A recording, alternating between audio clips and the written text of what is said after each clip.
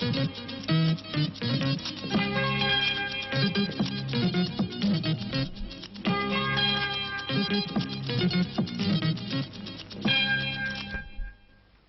20h avec Dominique Baudis. Attentat contre une synagogue à Paris, 4 morts, 10 blessés. Il a eu lieu en fin d'après-midi rue Copernic dans le 16e arrondissement. 2 suspects ont été interpellés.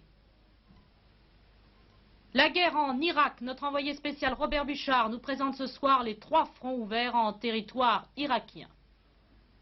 Valéry Giscard d'Estaing au Salon de l'Auto, acheté français, le président de la République a également précisé qu'il faut maintenir la limitation des importations japonaises. Grève en Pologne, succès complet, le mot d'ordre de grève d'1 heure lancé par les syndicats indépendants a été très largement suivi. Oui, un ignoble attentat raciste a été commis aujourd'hui en fin d'après-midi à Paris contre une synagogue de la rue Copernic dans le 16e arrondissement. Un engin explosif de très grande puissance a tué 4 personnes, 16 autres ont été grièvement blessés. La bombe a explosé au moment où plusieurs centaines d'Israélites étaient réunis à l'intérieur de la synagogue pour prier en cette veille de sabbat. Quelques minutes plus tard, 2 suspects ont été arrêtés par la police. Et puis, une demi-heure environ après l'attentat, il a été revendiqué par un coup de téléphone à l'agence France-Presse, revendiqué par un homme affirmant parler au nom des faisceaux nationalistes européens. Quelques minutes également après cet épouvantable attentat, M. Christian Bonnet, le ministre de l'Intérieur, s'est rendu sur les lieux, rue Copernic, où il a fait une première déclaration. Je me suis rendu immédiatement sur place avec mon directeur de cabinet, M. Paolini, le préfet de police, M. Sommeveil, et les plus hautes autorités de la police parisienne. Nous avons rencontré les représentants de la communauté. Nous partageons son indignation. Et je supplie la communauté de considérer qu'en l'occurrence, le ministre de l'Intérieur réagit comme s'il était un jeune Israélite. Mais je supplie ces jeunes Israélites de ne pas provoquer l'escalade. Sous le choc, peu de réactions encore. On sait seulement que plusieurs groupes sionistes appellent à une manifestation de protestation demain à 20 h, place de l'Opéra. Et puis nous attendons un reportage de nos envoyés spéciaux qui se trouvent sur place, des images de cette explosion qui a littéralement dévasté la rue Copernic. On attend également d'autres réactions, peut-être une réaction du Palais de l'Élysée avant la fin de ce journal. Quoi qu'il en soit, nous vous tiendrons évidemment au courant de tous les développements de cette affaire tragique. La journée qui s'achève a peut-être été marquée par un tournant dans le conflit entre l'Irak et l'Iran. Durant la première semaine de guerre, les Irakiens avaient réussi à pénétrer assez profondément chez leur ennemi. L'Iran ripostait, principalement par des raids de chasseurs-bombardiers. Mais au bout de quelques jours, on a vu les positions se stabiliser. Aujourd'hui, l'Irak affirme que ses troupes vont se retrancher pour tenir les positions acquises. Et au même moment, l'Iran annonce une contre-offensive. Alors le sort des armes va-t-il basculer? Les commentateurs militaires estiment que 2 hypothèses sont ouvertes. Ou bien on s'achemine vers une guerre de position, une guerre d'usure, une guerre de tranchées qui pourrait durer longtemps, ou bien on risque de voir les 2 pays s'engager dans une escalade dont on ne sait pas jusqu'où elle pourrait conduire. En tout cas, ce soir, nous vous présentons à la fin de cette édition un document exceptionnel rapporté par Robert Buchard, l'envoyé spécial de TF1. Il a parcouru l'ensemble du front en se rendant jusqu'aux toutes premières lignes. Avec ce reportage de Robert Buchard et Alain Redsin, vous verrez aussi la vie à Bagdad sous les bombardements filmés pendant une alerte.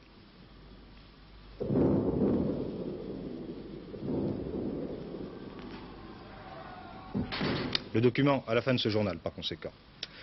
En France, aujourd'hui, c'est dans une immense cohue que le Salon de l'Auto était inauguré à la porte de Versailles. Et à l'occasion de sa visite, le président de la République a souligné la nécessité de défendre l'industrie automobile française, la défendre notamment grâce à 2 moyens.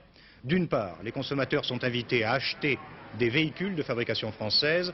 Et d'autre part, la redoutable concurrence japonaise sera toujours plafonnée à 3% du marché.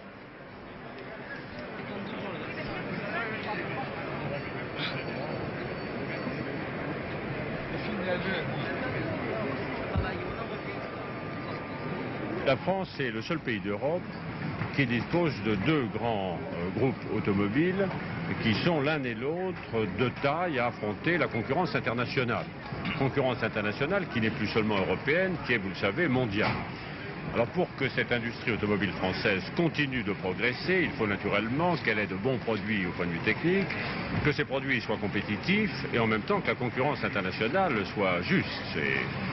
Alors sur le premier point, c'est-à-dire les bons produits, je crois qu'il y a à nouveau un effort de renouvellement et d'adaptation de ces produits, c'est-à-dire des voitures automobiles. Nous avons vu le perfectionnement des modèles qui ont déjà réussi, dont certains sont les plus grandes séries d'ailleurs qu'a jamais produite l'industrie automobile française. Et puis nous voyons apparaître aussi de nouveaux produits. Il y en aura d'ailleurs encore au cours des prochaines années. Je crois qu'on peut dire, je le dis aux Français, parce que les Français ont le choix quand ils achètent leur véhicule automobile, qu'ils peuvent trouver dans la production nationale l'ensemble de ce qui répond aux besoins des consommateurs. Et je souhaite donc qu'ils soient très attentifs à cet aspect que la production nationale, c'est-à-dire l'emploi des travailleurs français, peut leur fournir l'ensemble des produits dont ils ont besoin à l'heure actuelle et qui se comparent à tout ce qui se produit de meilleur dans le monde. Lorsque j'étais ministre de l'économie et des finances, j'avais indiqué que la pénétration des voitures automobiles en France ne devrait pas dépasser un certain niveau. Et le niveau qui a été fixé par moi-même à l'époque. Il n'a jamais été dépassé depuis, il ne sera pas dépassé. Car nous n'admettrons pas qu'il soit dépassé aussi longtemps que les conditions d'accès réciproque des marchés ne seront pas substantiellement transformées.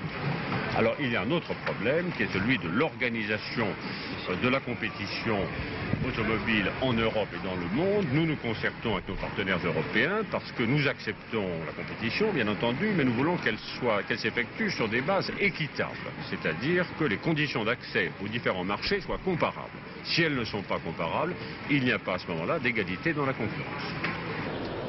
Ils ont beau se faire très discrets, très effacés, on ne parle que d'eux, on ne voit que ici au salon de l'automobile ces miraculeux japonais qui ne connaissent pas la crise. Oh, certes, ils ne tiennent encore que 10% du marché européen. Seulement, voilà, il faut savoir que beaucoup de pays, comme la France, d'ores et déjà s'opposent à la pénétration des automobiles japonaises sur leur marché. Il faut savoir aussi que pour une centaine d'automobiles japonaises vendues en Europe, il doit y avoir une voiture européenne vendue au Japon. Alors il y a toujours la tentation pour l'Europe de fermer définitivement ses frontières aux automobiles japonaises. Seulement, les Japonais sont conscients de ce risque et ils ont déjà une politique pour y faire face. Vous savez que dans de nombreux pays européens, il y a un constructeur national qui se trouve en grande difficulté. De ce point de vue, la France avec Renault est une exception. Eh bien, dans tous les cas, les constructeurs japonais viennent proposer de s'associer à ce constructeur national en difficulté. Et regardez sur cette carte ce qui s'est passé au cours des derniers mois. Les Japonais se sont associés à British Leyland en Angleterre. Ils se sont associés à Alfa Romeo en Italie. Ils se sont associés à Seat en Espagne. C'est-à-dire que dans l'avenir, eh bien, si d'aventure l'Europe se fermait aux importations japonaises, les Japonais pourraient, associés à des constructeurs européens, faire pénétrer leurs automobiles en Europe. C'est dire qu'une fois de plus, une barrière protectionniste ne serait jamais qu'une ligne Maginot destinée à tomber tôt ou tard. Voilà, comme je vous le disais tout à l'heure, nous allons vous tenir régulièrement informés dans le courant de cette édition des conséquences de la tragédie qui s'est déroulée cet après-midi devant la synagogue de la rue Copernic. Patrice Duhamel, vous arrivez à l'instant sur ce plateau avec une déclaration qui vient d'être publiée par le Palais de l'Élysée, une déclaration du président de la République. Oui, dont nous venons de prendre connaissance il y a quelques secondes, je vous la lis. Immédiatement informé de l'odieux attentat contre la synagogue de la rue Copernic, le président de la République, après avoir exprimé sa très profonde émotion et son indignation, a indiqué, il y a donc quelques secondes, a indiqué au ministre de l'Intérieur l'importance essentielle qu'il attache à l'action exemplaire de la police pour retrouver les auteurs de ce crime qui soulève, termine le président de la République, qui soulève la réprobation de tous les Français. C'est une déclaration qui vient d'être rendue publique à l'instant par la présidence de la République. Merci. Alors je vous le rappelle, à la fin de cette édition, avant la fin de cette édition, nous recevrons très probablement le reportage de nos envoyés spéciaux qui sont sur place, qui sont arrivés sur place quelques minutes après l'explosion et qui vont nous faire parvenir les images de cette tragédie. À l'étranger toujours, journée critique aujourd'hui en Pologne avec un mot d'ordre de grève lancé par les syndicats indépendants. Une grève symbolique, limitée dans le temps puisqu'il s'agissait d'une heure d'arrêt de travail. Le mot d'ordre a été suivi à près de 100% dans la région de Gdansk et assez largement dans la capitale. Les ouvriers de nombreuses entreprises avaient hissé le drapeau national rouge et blanc à la porte de l'usine, comme le leur avait demandé le leader syndicaliste, Lech Walesa. Le conflit porte, vous le savez, sur les modalités d'application des accords de Gdansk. Les dirigeants syndicaux et les dirigeants politiques s'accusent mutuellement de ne pas respecter les clauses de cet accord qui avait mis fin au vaste mouvement de grève de l'été dernier. Si l'on ajoute à cela que les manœuvres soviétiques se poursuivent le long de la frontière, que la presse de Moscou se montre toujours très sévère vis-à-vis des événements de Pologne et que M. Kania va se rendre en URSS avant la fin du mois, on est en droit de penser que la crise polonaise n'est pas terminée. Une correspondance de notre envoyé spécial, Jean-Loup Demigneux. Nous avons réussi avec succès notre examen. Nous avons montré que nous savions comment lancer une grève et comment l'arrêter. Ces déclarations sont bien sûr de Lech Walesa après la grève générale d'avertissement d'une heure qu'a connue aujourd'hui la Pologne à l'initiative du syndicat Solidarité. Une grève que voyait d'un très mauvais œil le gouvernement polonais. Vous êtes des irresponsables, disait-il. La grève, d'après les accords de Gdansk, ne devait être qu'un ultime recours. Vous sabotez par vos arrêts de travail l'économie polonaise, pourtant déjà bien malade. Mais la grève d'aujourd'hui ne touchait que quelques ateliers dans quelques entreprises, mais à travers tout le pays. Ceux qui n'avaient pas été appelés à la grève par le syndicat Solidarité continuaient le travail, mais en exhibant un brassard bleu et rouge, les couleurs de la Pologne. Et disons-le, cette grève a été un succès complet, au moins dans un premier temps. Les raisons de cette grève, faire pression sur le gouvernement pour que soient enfin satisfaites les revendications des accords de Gdansk. La date limite d'application avait été le 1er octobre. Les ouvriers en fixent une nouvelle, le 20 octobre. Ce n'est qu'alors que l'on saura si, une nouvelle fois, les ouvriers ont gagné en Pologne. Ce qui est sûr, c'est que leur action d'aujourd'hui, la première du genre dans un pays d'Europe de l'Est, leur a permis de montrer leur force dans tout le pays, sans pour autant laisser voir leur faiblesse. Reste que demain va se réunir le plénum du comité central du Parti ouvrier unifié polonais, la première fois depuis le remplacement d'Edouard Gierek. Et par le discours de M. Kania, on saura peut-être demain jusqu'où, en Pologne, il est permis d'aller trop loin. Jean-Loup Demigneux, TF1, Varsovie.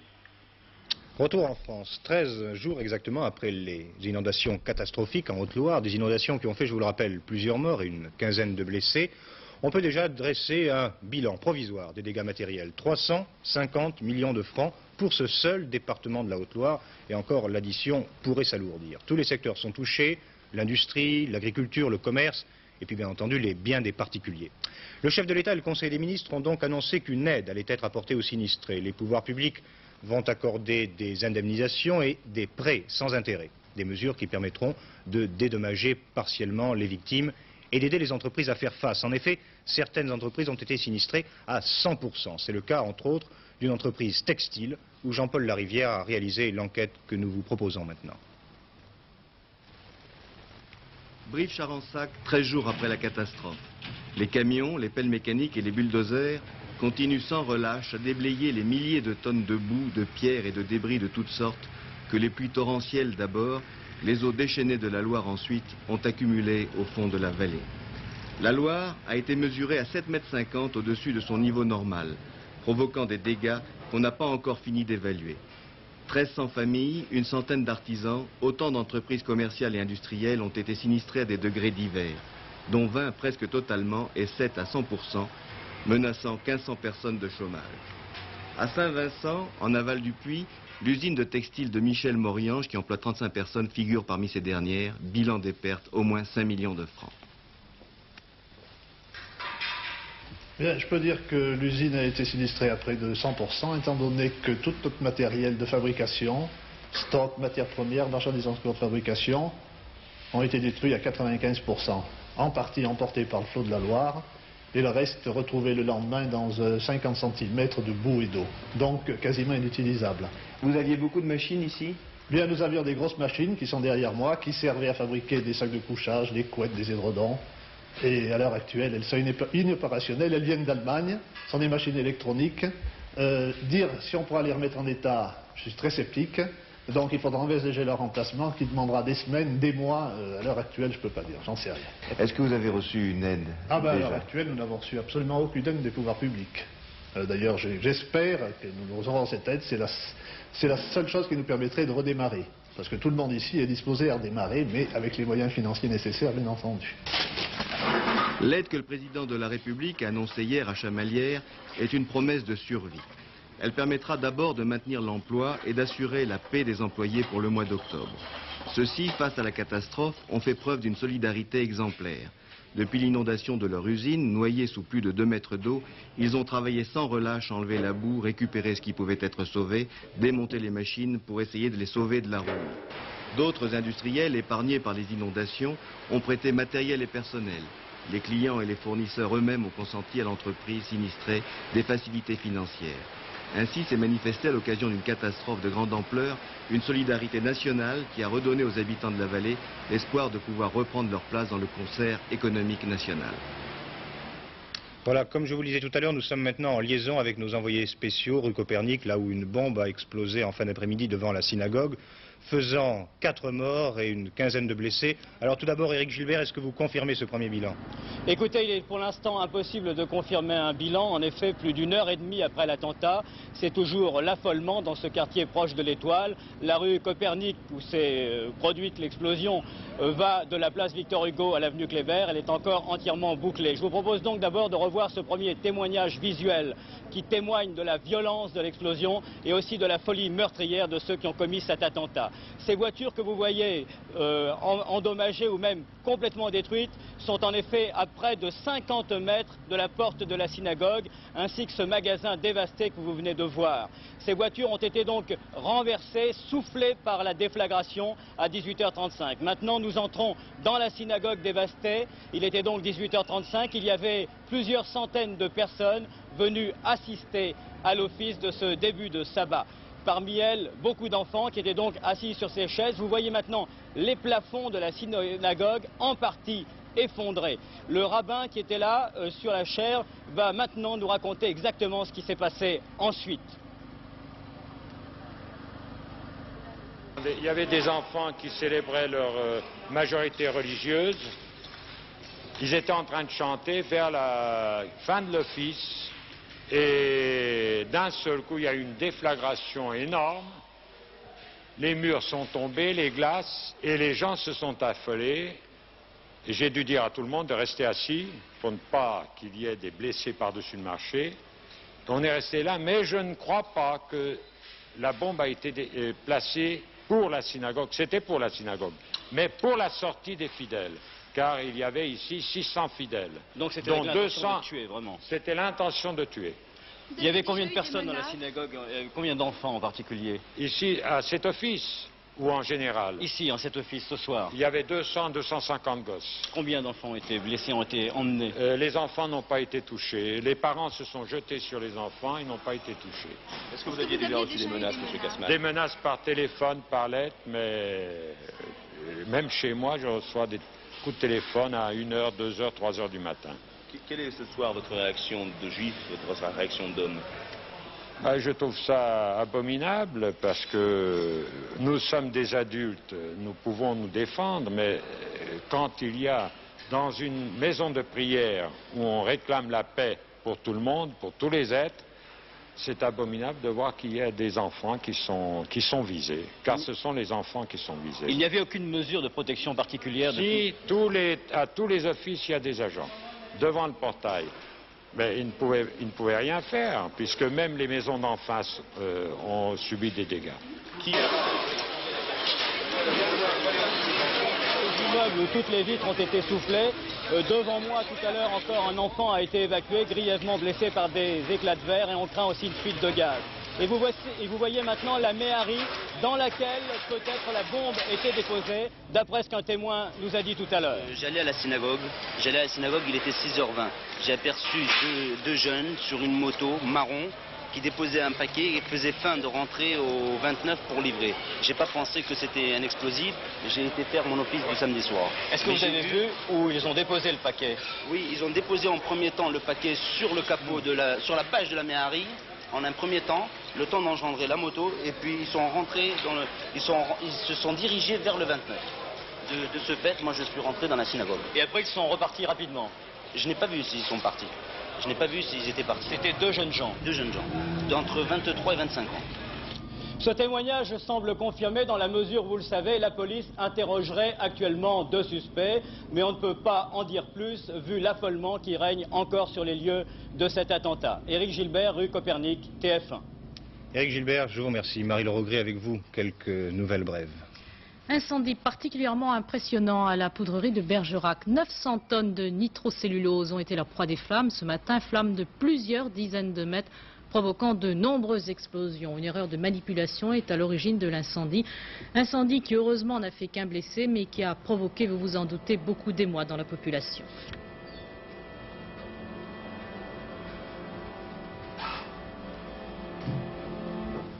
Des rumeurs et un démenti à propos du sauvetage de Manufrance. Rumeurs selon lesquelles la société Nouvelle Manufrance construirait des logements sur les 5 hectares du cours Foriel. Le démenti, c'est celui du maire de Saint-Étienne. Il déclare à ce propos toute possibilité d'opération immobilière est actuellement impossible à cause du classement en zone industrielle de ce cours Foriel. Après 33 ans de travaux, l'aménagement du Rhône entre Lyon et la Méditerranée se termine. Le dernier ouvrage, le barrage de Vaugry, au sud de Vienne, a été inauguré aujourd'hui en présence de Raymond Barre. Désormais, le Rhône bénéficie de 520 km de voies navigables ininterrompues. La liaison du Rhône et du Rhin, ambition majeure, doit nécessairement s'inscrire dans cette perspective. Elle se réalisera si elle constitue vraiment une grande ambition collective. L'État ne pouvant porter à lui seul un tel effort, il doit s'accompagner d'une participation de l'ensemble des partenaires économiques et d'une façon générale de tous ceux qui, à l'intérieur comme à l'extérieur de nos frontières, bénéficieront de cet investissement. Le Parti socialiste souhaite le désarmement de l'océan Indien. Ce vœu a été exprimé par François Mitterrand à l'île de la Réunion. Il se trouve actuellement. Ce désarmement doit être effectué non seulement par les riverains de l'océan Indien, mais aussi par les grandes puissances, a précisé le premier secrétaire du Parti socialiste. 2 élections législatives dimanche en Europe, au Portugal et surtout en Allemagne fédérale. La fin de la campagne électorale en Allemagne a été marquée hier soir par un grand débat télévisé. Débat qui a opposé Helmut Schmidt et Franz Josef Strauß. Débat qui a été suivi par 84% des Allemands et qui a été surtout consacré à la politique étrangère et au terrorisme. Ja, bitte. Hier von mir liegt eine millionenfache Auflage verbreitetes Schreiben, unterschrieben mit freundlichen Grüßen, Helmut Schmidt. En Argentine, le successeur du président Videla pour mars 1981 vient d'être désigné. Ce sera le général Roberto Viola, l'ancien commandant en chef des armées. Le pétrole a été le thème central de la conférence de presse de Omar Bongo, conférence de presse que le président gabonais donnait cet après-midi au terme de sa visite officielle en France. Omar Bongo a rejeté l'utilisation du pétrole comme arme. Le risque serait alors d'asphyxier les pays consommateurs, a-t-il dit. Et puis à propos du prix du pétrole, il a souligné que tant que le dollar sera en baisse, les pays producteurs seront contraints d'augmenter leur prix. Et puis, vous allez l'entendre, il a évoqué l'approvisionnement en pétrole de la France, approvisionnement qui pourrait être menacé par l'actuel conflit Iran. La France, effectivement, a fait une demande. Elle nous a demandé si on pouvait augmenter la participation. Ce n'est pas la participation, j'ai le mot impropre. Si nous pouvons leur vendre plus que nous ne le vendons, eh bien nous sommes d'accord. Je crois que nous allons leur vendre un peu plus de pétrole que nous le faisons jusqu'à présent. Le directeur Simon Mallet, le directeur de la revue Afrique-Asie, vient d'être expulsé de France. Il a été interpellé en fin de matinée par la police. L'expulsion de Simon Mallet a été évoquée cet après-midi à l'Assemblée nationale. Le député socialiste Laurent Fabius a protesté vigoureusement contre cette procédure d'expulsion et le ministre de l'Intérieur a justifié cette décision en déclarant que Simon Mallet était accusé d'avoir lancé des appels au meurtre dans sa revue. Football enfin, c'était ce matin à Zurich le tirage au sort de la Coupe de l'UEFA. Dans la Coupe des Champions, Nantes rencontrera l'Inter de Milan. Difficile pour Nantes, un match aller à Nantes. Dans la Coupe de l'UEFA, Sochaux rencontrera le Boavista Porto. Saint-Étienne rencontrera San Mirren, un club d'Écosse. Les matchs allés auront lieu le 22 octobre, les matchs retour le 5 novembre. Et puis dans tout cela, un match vedette dans cette Coupe de l'UEFA, Bayern de Munich, Ajax Amsterdam.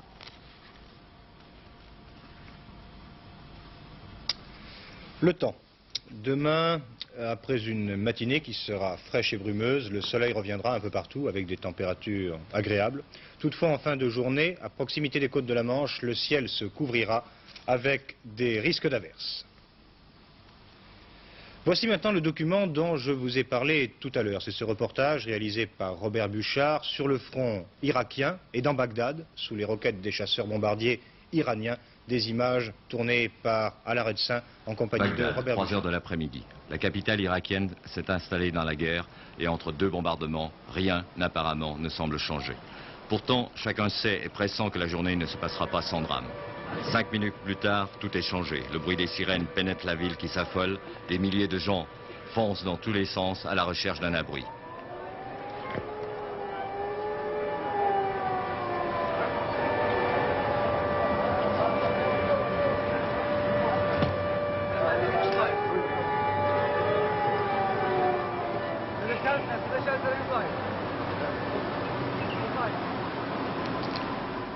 Et puis, c'est le grand silence. Bagdad attend, la ville retient son souffle. Pas longtemps.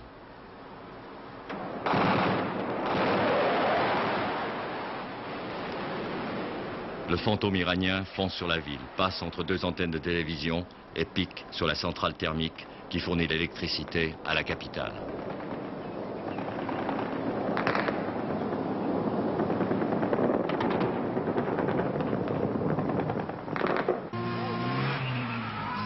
Le raid a duré 10 secondes et voilà le résultat.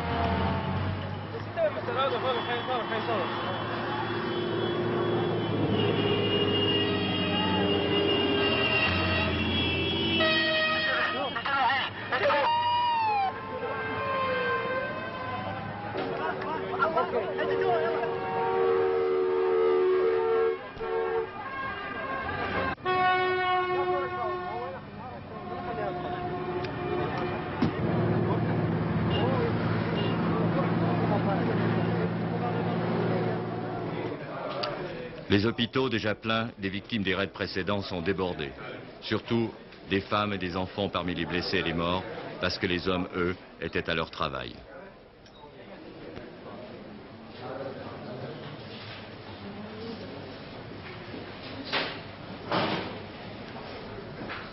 Bilan de ce raid, 11 morts, 90 blessés.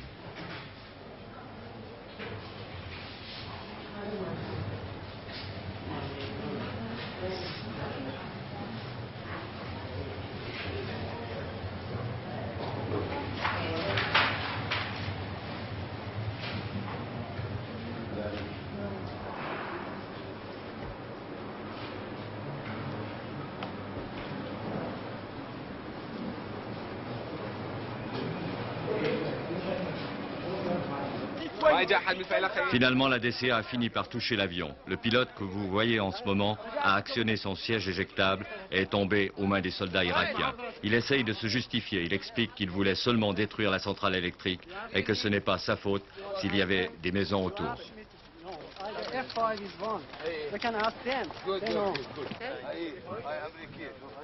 L'avion, lui, s'est écrasé dans un terrain vague. Le fuselage s'est enfoncé dans la terre et a brûlé.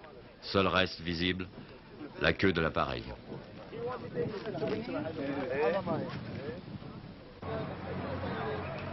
Nous faisons route vers l'Iran, sur le front nord-est. Tout le long de la route, nous croisons des colonnes de camions et de blindés qui emmènent des renforts sur le front sud, du côté de Khorramshahr et d'Abadan. Partout, les installations pétrolières ont été détruites.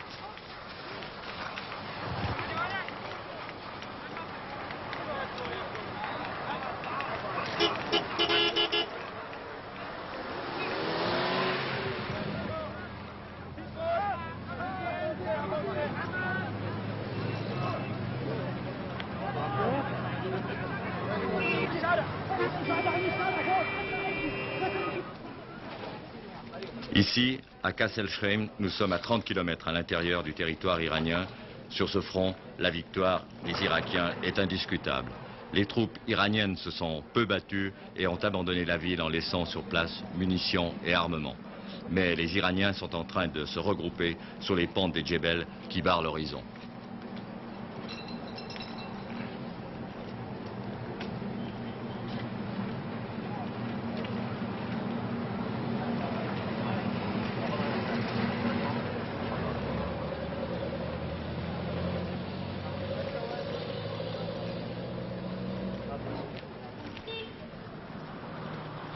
Plus au sud, c'est la route de Mehran, une route elle aussi encombrée par les convois qui emmènent les renforts vers le sud. Tout cela sent l'affolement. On emmène des renforts, mais on ne sait pas exactement où les mettre. Et on voit des kilomètres de désert transformés en immenses parkings pour radars, chars, canons et camions militaires. Et voici la petite ville de Mehran en Iran. Là aussi, la victoire des Irakiens est complète, mais elle s'est faite sans combat. Lorsque les Irakiens sont entrés dans la ville, il ne restait plus qu'un habitant et pas un seul soldat.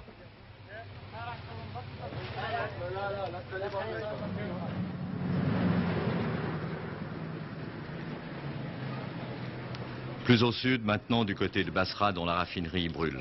Nous sommes au bord du Châtel arabe, dans la région qui résiste aux Irakiens. Ici, ils n'ont pas pu traverser la rivière. Les Iraniens sont retranchés en face, à 2 km devant Abadan. Les militaires irakiens disent qu'ils vont tenter de franchir le pont cette nuit. Alors, nous restons avec eux. Mais à peine ont-ils tenté d'avancer qu'un déluge de bombes, de mortiers et de balles, de mitrailleuses, les cloue au sol.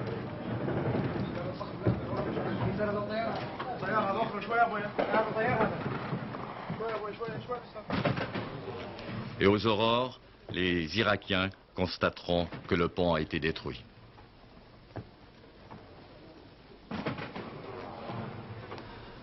Abadan, à midi. La raffinerie brûle toujours. Ici, l'implacable soleil du Golfe n'est plus qu'une pâle étoile. On se bat au canon et au mortier de chaque côté du fleuve. Et lorsque le vent du désert chasse la fumée et que le soleil perce, les coqs d'Abadan croient au lever du jour. Alors ils se mettent à chanter, ne comprenant pas qu'ils doivent ces aurores successives à la folie des hommes.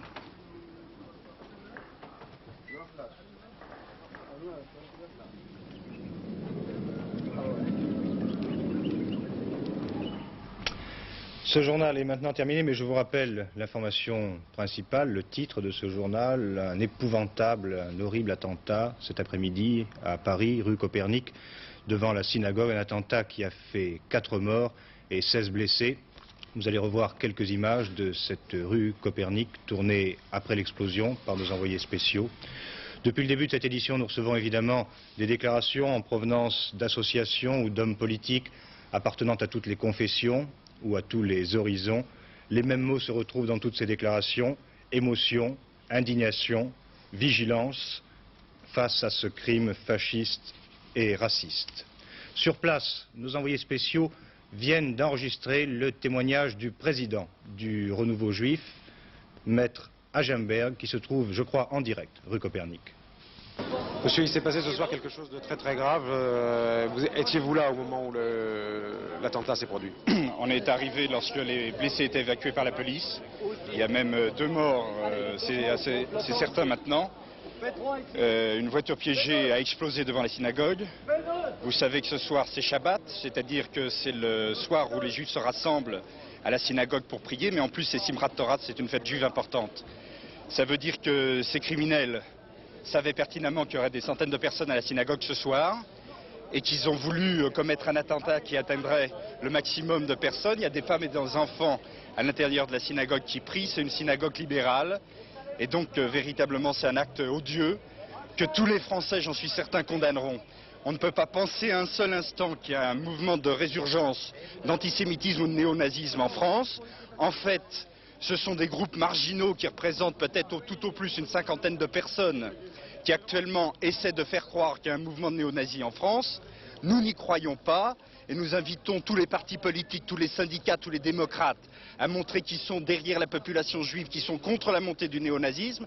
Et nous appelons demain matin à une manifestation devant la synagogue Copernic, au début de l'office à 10 h, pour montrer que nous n'avons pas peur. Nous n'avons pas peur de ces attentats et nous serons là pour prier à la synagogue. Et à 11 h, nous irons par une longue marche au ministère de l'Intérieur, place Beauvau, pour réclamer des mesures de sécurité que nous réclamons depuis des années dans cette communauté juive, parce que ce n'est pas le premier attentat. Nous réclamons des mesures de sécurité que nous n'avons jamais obtenues. Même 50... Voilà, je vous rappelle que pendant le courant de cette édition, nous avons reçu une déclaration du Palais de l'Élysée. Le président de la République exprime son émotion et demande une action exemplaire de la police. D'autres informations sur ce drame dans notre édition de fin de journée. Elle sera présentée aux environs de 23h25 par Joseph Poli.